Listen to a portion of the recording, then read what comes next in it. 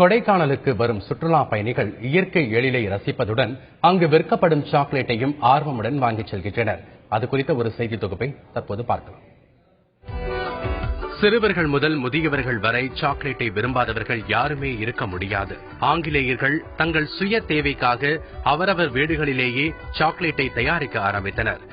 அவர்கள் காட்டிய வழிதான் இன்றைக்கு நாடு முழுவதும் பிரபலமடைந்து வருகிறது.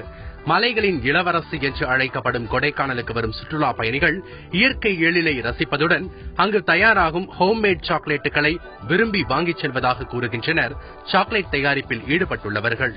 சாக்லேட்டோட குவாலிட்டியும் கொக்கோ ரேசியோட டிஃபரன்ஸும் ரொம்ப நல்லா இருக்கனால அதில் லைக் பண்ணி நிறைய பேர் ஆர்டர் பண்ணி வாங்குறாங்க.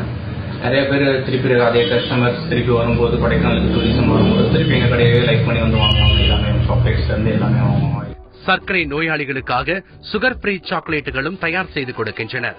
குடும்பத்துடன் கொடைக்கானலுக்கு சுற்றுலா வருபவர்கள் ஹோம்மேட் சாக்லேட்டுகளை ரசித்து சாப்பிடுவதுடன் தங்களது உறவினர்கள் நண்பர்களுக்கும் வாங்கிச் செல்கின்றனர். ரொம்ப நல்ல ஹோம்மேட் சாக்லேட் டேஸ்ட் இருக்கும். இதை எடுத்து போனா எல்லாருக்குமே கிஃப்ட் பண்ணலாம். எல்லாருமே ரிமெம்பர் இருக்கும். இது நல்ல வரவேற்பு கிடைத்துள்ளதால் ஹோம்மேட் சாக்லேட் தயாரிப்பு கொடைக்கானலில் பிரபலமடைந்து வருகிறது. தந்தி டிவி செய்திகளுக்காக செய்தியாளர்